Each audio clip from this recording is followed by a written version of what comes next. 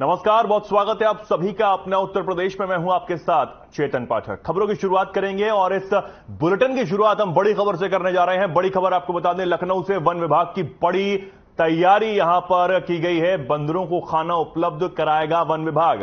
बढ़ते बंदरों को देखते हुए यह फैसला यहां लिया गया है। 5 लाख बंदरों को खाना उपलब्ध करवाएगा वन विभाग। तो वन विभाग की तरफ से एक बड़ा फैसला यहां पर लिया गया है और तैयारी यहां पर की गई है। बंदरों को खाना उपलब्ध अब वन विभाग की तरफ से होगा। 5 लाख बंदरों को खाना उपलब्ध करवाने की यह तैयारी है वन विभाग की। बढ़ते बंदरों को देखते हुए, उनकी बढ़ती संख्या को देखते हुए यह फैसला यहां पर लिया गया है और खाना उपलब्ध करवाने की तैयारी की गई।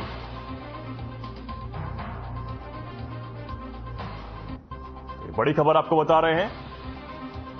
बंदरों की बढ़ती संख्या को देखते हुए वन विभाग ने एक बड़ा फैसला लिया है, बड़ी तैयारी यहां पर की है। बंदरों को खाना उपलब्ध अब वन विभाग यहां पर करवाएगा। 5 लाख बंदरों को वन विभाग की तरफ से खाना उपलब्ध करवाया जाएगा। कई बार देखा जाता है कि बंदर जो होते हैं वो खाने के चक्कर में कई बार कई लोगों पर भी हमला कर देते हैं और अब इसको देखते हुए वन विभाग की तरफ से तैयारी की गई है।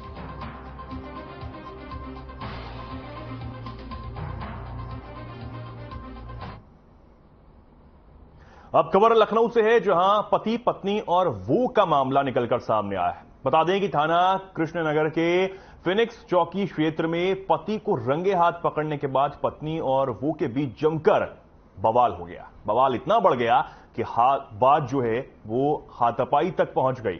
वहीं पति की प्रेमिका पत्नी के साथ मारपीट कर अपनी स्कूटी लेकर वहां से चंपत हो गई।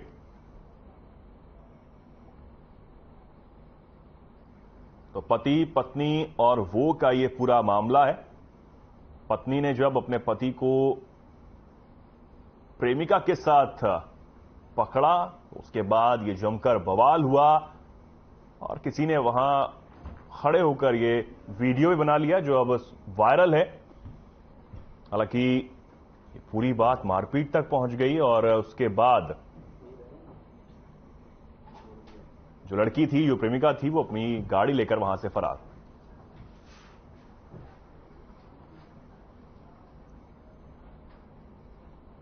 कानपुर में गाजमपुर थाना क्षेत्र के जहांगीराबाद हाईवे पर पुलिस की लापरवाही के कारण सड़क दुर्घटना में एक युवक की जान चली गई। बता दें कि हाईवे पर कल हुई दुर्घटना में क्षतिग्रस्त खड़े डंपर से युवक की स्कूटी टकरा गई। वहीं डंपर से भिड़ंत के बाद युवक की मौके पर ही मौत हो गई। अगर समय रहते डंपर को हटा दिया जाता तो युवक की जान बच सकती थी।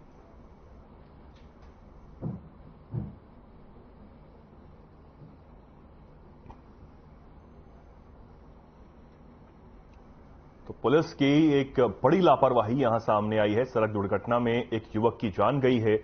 हालांकि बताया जा रहा है कि अगर पुलिस समय रहते डंपर को रास्ते से हटा देती तो युवक की जान बचाई जा सकती थी।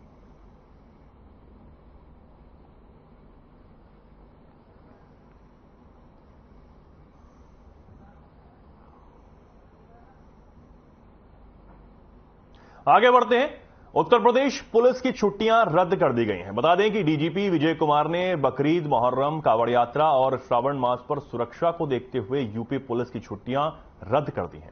अनुमान लगाया जा रहा है कि इस बार सुरक्षा की व्यवस्था पिछली बार की तुलना में ज्यादा पुलिस बल लगाकर सुरक्षा की तैयारी के लिए प्रशासन तैयार है। विशेष परिस्थितियों में विभागाध्यक्ष से अनुमति के बाद ही छुट्टी पर जा सकेंगे पुलिसकर्मी। 31 जुलाई तक उत्तर प्रदेश पुलिस कर्मियों की सभी छुट्टियां रद्द कर दी गई हैं।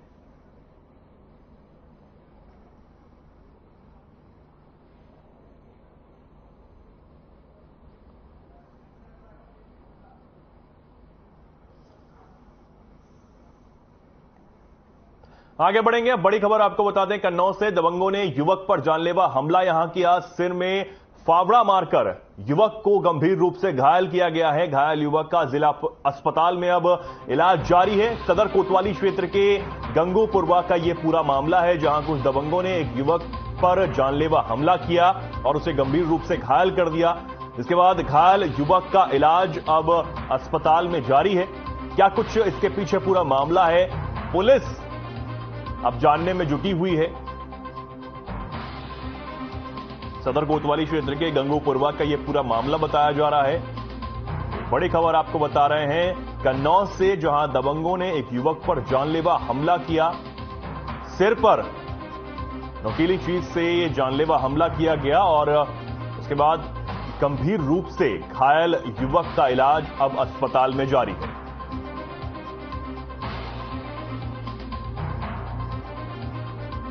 कन्नौज से खबर आपको बता रहे हैं, जहां एक युवक पर जानलेवा हमला किया गया। उस दबंगों ने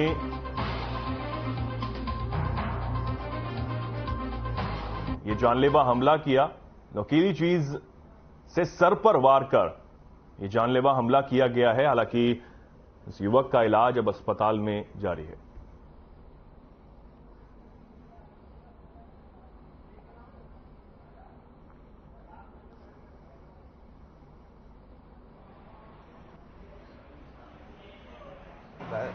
घर देखा आया तब के भैया का यहाँ गाड़ी ले दे तो हमने कही गाड़ी का दे तो हम कहीं देव जाए उनके घर ये कहीं हमने कहीं कहीं भगल दुआरे में करिया मार कभी भरू है कहीं जो किन्ने मारो शालिग्राम और रमेश।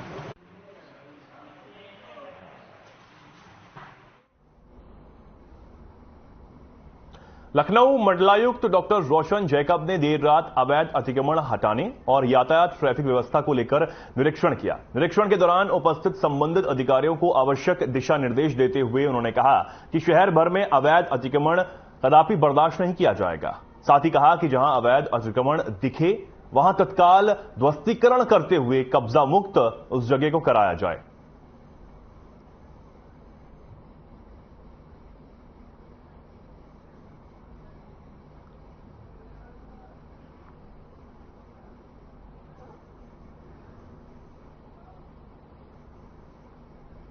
प्रदेश में बारिश का दौर लगातार जारी है। वहीं उत्तर प्रदेश में हुई झमाझम बारिश सामान्य बारिश के मुकाबले 138% अधिक हुई है। वहीं सामान्य बारिश 4.6 के मुकाबले 11 मिलीमीटर बारिश रिकॉर्ड की गई है। वहीं बिजनौर जिले में सबसे ज्यादा बारिश 93 मिलीमीटर दर्ज हुई है।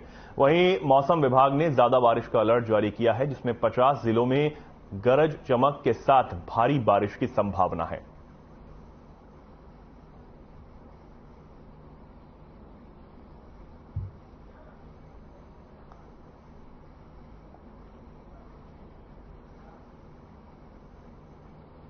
आप खबर लखनऊ से है, जहां बीकेटी थाना क्षेत्र के सोनवा गांव के बाहर तालाब में एक युवक का शव मिला। बता दें कि गांव के लोगों ने शव देखकर पुलिस को इसकी जानकारी दी। घटना की जानकारी मिलते ही मौके पर पहुंची पुलिस टीम ने शव को कब्जे में लेकर पोस्टमार्टम के लिए भेज दिया है और मामले की आगे की जांच में अब पुलिस जुटी हुई है।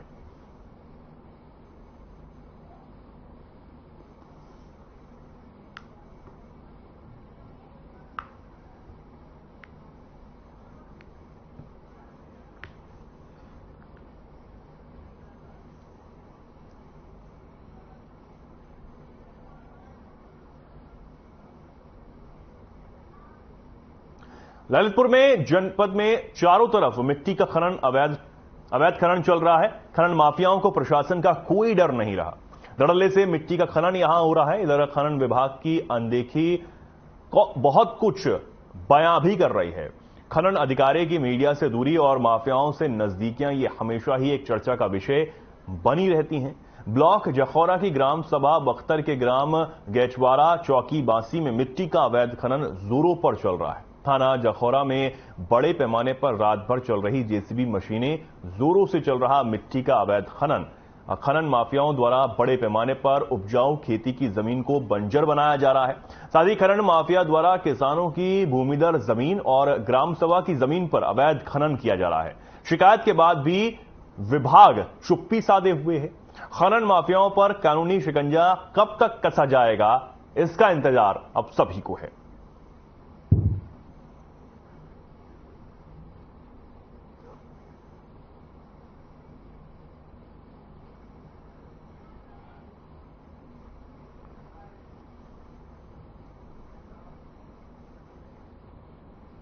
सहारनपुर गंगोह में करीब 15 दिन पहले हुए विवाद के कारण आधी रात को गोलियां चलाई गईं। बता दें कि गत 9 तारीख में कुत्तों को मारने को लेकर दो पक्षों में जमकर विवाद हो गया, जिसको लेकर बीती रात एक पक्ष के युवक ने दूसरे पक्ष के युवक को गोली मारकर घायल कर दिया।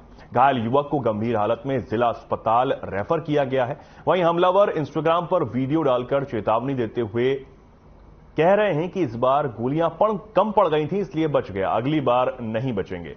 इतना ही नहीं, वीडियो में हमलावर कह रहा है कि जेल जाने से पहले वो किसी बड़ी घटना को अंजाम देगा।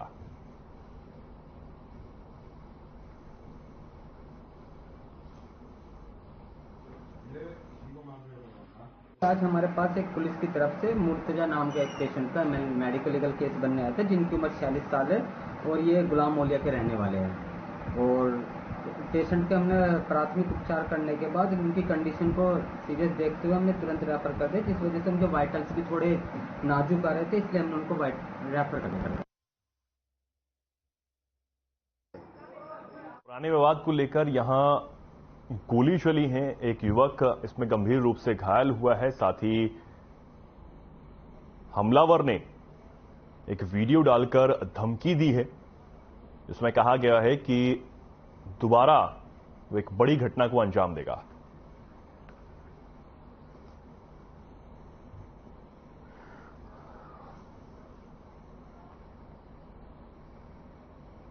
अब खबर लखनऊ से है, जहां नाका थाना क्षेत्र में दूध मंडी के पास जर्जर दीवार गिरने का मामला सामने आया है। दरअसल आपको बता दें कि चारबाग में पिकअप की टक्कर लगने से जर्जर दीवार गिर गई।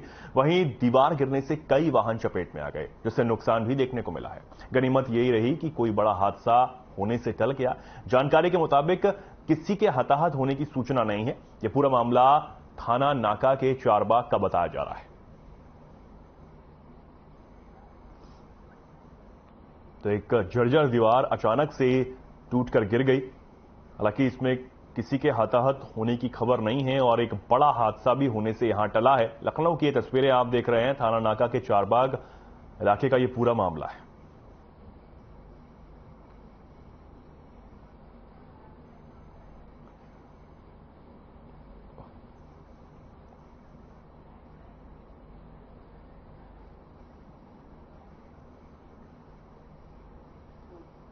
अब खबर लखनऊ से है, जहां मंत्री सूर्य प्रताप सिंह ने बयान दिया है। उन्होंने कहा कि हम सब उसके भुक्तभोगी हैं। मैं उन सभी लोगों को अपनी ओर से नमन करता हूं, उन सभी लोगों का सम्मान करता हूं जो इस काले दिवस में सरकार से लड़े। ऐसा काला दिवस इतिहास में दोहराया ना जा सके, इसलिए सबको जागरूक करना जरूरी है। साथ ही उन्होंने कहा कि अगर लोकतंत्र खतरे में होता तो सभी जगहों पर लोकतांत्रिक तरीके से चुनी गई सरकार गिर गई। अगर लोकतंत्र की हत्या हुई होती तो किसी पार्टी का लोकतांत्रिक तरीके से चुनाव जीतना संभव ही नहीं था। कांग्रेस पार्टी ने और उसकी हुकूमत ने 1992 में 6 दिसंबर को पहला लोकतंत्र पर हमला किया।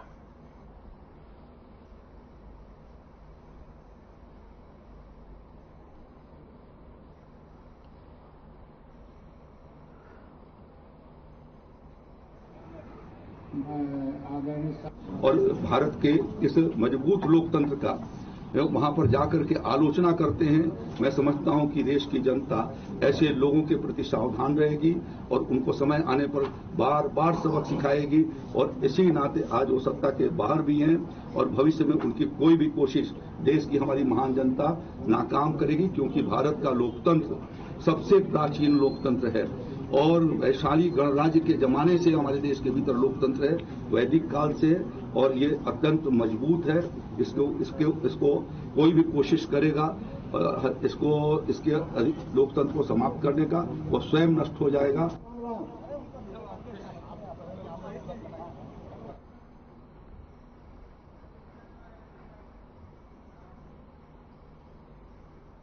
अब खबर लखनऊ से है, जहां आप सांसद संजय सिंह ने प्रेस वार्ता की है। उन्होंने कहा कि प्रेस वार्ता का मकसद है कि जनता के सामने सच लाया जाए कि मोदी और योगी की डबल इंजन की सरकार ने किस तरह से बिजली का बेड़ा गर्क किया है। 70% बिजली की खपत रात में होती है।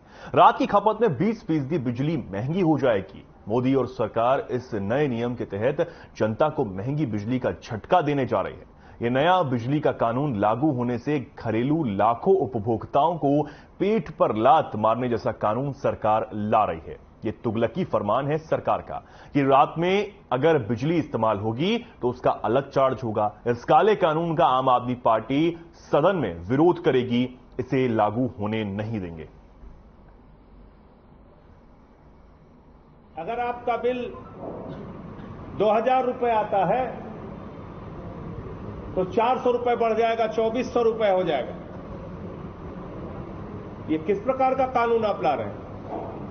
मैं पूरे देश की जनता से कहना चाहता हूं, इस बिल का विरोध कीजिए और बड़े स्तर पर विरोध करने के लिए इकट्ठा हो जाइए।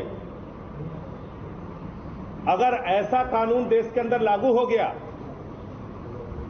तो इसका असर, खासतौर से अगर मैं उत्तर प्रदेश की बात करूं तो यहां 3 करोड़ 30 लाख कुल उपभोक्ता है, 2 करोड़ 85 लाख घरेलू उपभोक्ता है और ये 2 करोड़ 85 लाख घरेलू उपभोक्ताओं के पेट और पीठ दोनों पर लात मारने का काम नरेंद्र मोदी जी कर रहे हैं। सपा प्रमुख अखिलेश यादव का इमरजेंसी को लेकर बीजेपी सरकार पर उन्होंने जमकर निशाना साधा। उन्होंने कहा कि 25 जून 1975 की काली यादें आज भी सिरहन पैदा कर देती हैं, लेकिन आज के हालात इमरजेंसी से भी ज्यादा खराब हैं। अब सच बोलने पर कार्रवाई होती है, सरकार से सवाल पूछने पर कार्रवाई होती है। अखिलेश ने इसके साथ ही कहा कि बीजेपी सरकार में कोई न्याय की उम्मीद नहीं कर सकता।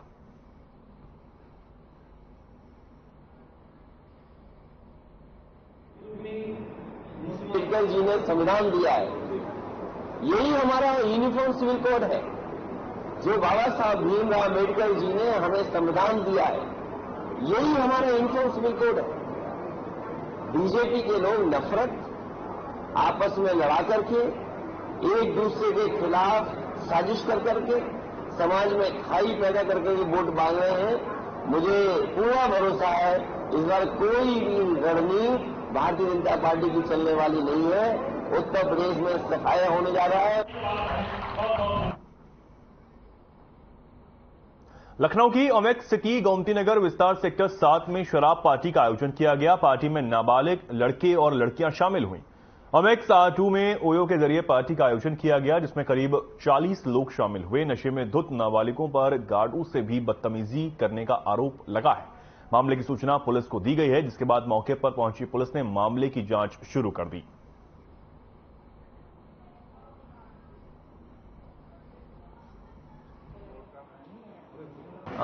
एक्चुअली मेरे को wing number 21 and floor number 18 पे बुलाया गया था। तो वहाँ पे मेरे को फोर्सफुली दारू पिलाया गया एंड ये दोनों मेरे को फोर्सफुली वहाँ पे बुलाए एंड 20 लड़कियाँ थीं और काफ़ी लड़के थे।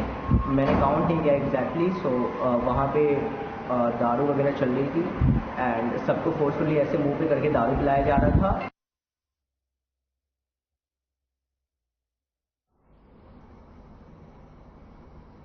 देश की जनता ने आपातकाल के बाद 1980 के चुनाव में इंदिरा गांधी के नेतृत्व में कांग्रेस को फिर 353 सीटें देकर अपना भरोसा कांग्रेस और गांधी परिवार पर जताया और साथ ही साथ जनता पार्टी को 31 सीटों पर समेटकर बता दिया कि 1977 में जनता पार्टी को दिया गया समर्थन उस समयकाल की त्रुटिवश भूल थी। 1975 में जब जनसंघ और आरएसएस के नेता बाहरी ताकतों के इशारों पर साजिश रचकर देश के लोकतंत्र की नींव कमजोर करने का कुत्सित प्रयास कर रहे थे, उस समय लौह महिला और दुर्गा के नाम से विख्यात इंदिरा गांधी ने उसी तरह देश हित में देश को बचाने के कठोर फैसले लिए, जिसे 1969 में बैंकों का राष्ट्रीयकरण, देश के बैंकों के दरवाजे आम आदमी के लिए खोले गए। 1971 में कठोर फैसला लेकर पाकिस्तान के 2 टुकड़े कर दिए गए। 1974 में कठोर फैसले से भारत को परमाणु संपन्न राष्ट्र बनाया और प्रिवी पर समाप्त कर राजाओं की पेंशन से देश को बाहरहीन किया। रोना और तमाशेबाजी करने वाले बीजेपी और आरएसएस के नेता जब देश की जनता को चैलेंज करते हैं तो हंसी आती है। इस देश की जनता से बड़ा तो कोई भी नहीं। इस देश की जनता जनार्दन ने 1980 में उसी कांग्रेस पार्टी और श्रीमती इंदिरा गांधी को 353 सीटें देकर अपना पुनः भरोसा जताया था और उसी जनता पार्टी को 31 सीटें 1980 के चुनाव में दी, जिस जनता पार्टी को त्रुटिवश समयकाल की भूल के कारण 1977 में सत्ता में बिठा दिया था। बीजेपी के नेता लेकिन आज भी रोना नहीं भूलते हैं। जो विदेशी ताकतों के इशारे पर देश को लोकतंत्र को कमजोर करने का प्रयास कर रहे थे। केंद्र सरकार देश में अब बिजली बिल तय करने के लिए नया नियम लागू लाने जा रही है। इसके बाद उपभोक्ता दिन के समय में बिजली बिल में 20% तक की बचत कर सकते हैं, लेकिन रात के समय में ग्राहकों को 10 से 20% तक अधिक बिजली बिल का भुगतान करना पड़ सकता है। आपको बता दें कि इसके तहत बिजली नियम 2020 में संशोधन कर टाइम ऑफ डे टैरिफ की व्यवस्था लागू की जाएगी।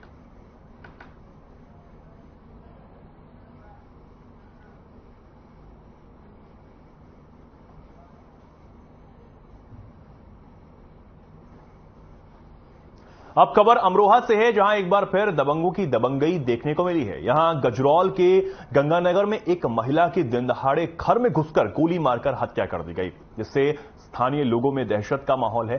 फिलहाल मौके पर पहुंची पुलिस मामले की जांच पड़ताल में जुटी है।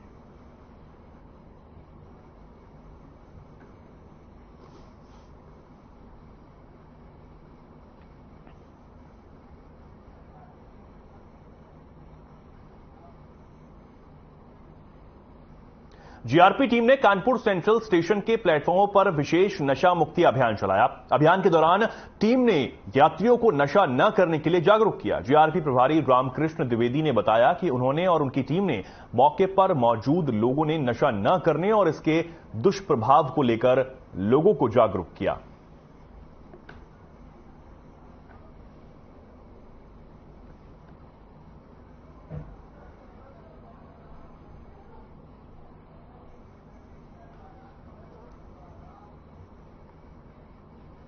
अब खबर कन्नौज से है। सदर के पीएसएम डिग्री कॉलेज में भव्य सामूहिक विवाह समारोह का आयोजन किया गया। बता दें कि मुख्यमंत्री सामूहिक विवाह समारोह में 98 जोड़ों की शादी कराई गई। समारोह में सांसद सुब्रत पाठक ने बतौर मुख्य अतिथि शिरकत की और डीएम और सांसद ने शादी करने वाले जोड़ों को उपहार भी दिए। बता दें कि समारोह में 93 जोड़ों ने 7 फेरे लिए, तो वहीं 5 जोड़ों ने कबूल है कहा। समारोह से सांसद ने कहा कि सीएम सामूहिक विवाह होने से अब बेटियां बोझ नहीं रहीं।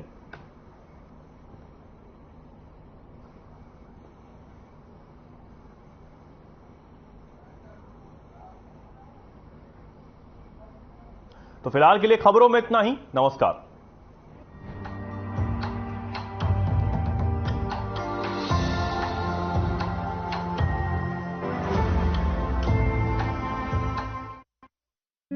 Hey mom, hey, look, I can download a song really fast.